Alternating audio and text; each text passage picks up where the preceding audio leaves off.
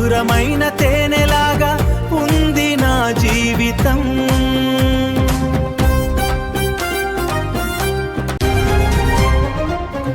మీరు చూపించే అభిమానం ఎన్ని కోట్లు ఇచ్చినా దొరకదు.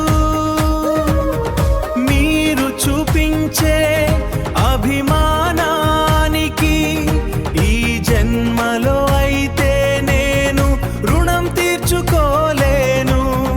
మీరు చూపించే అభిమానానికి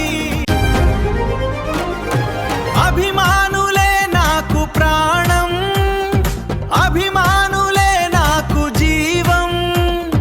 మీరే లేకుంటే నా జీవితం చేదుగా ఉండేది. మీరు ఉన్నారు కాబట్టి మధురమైన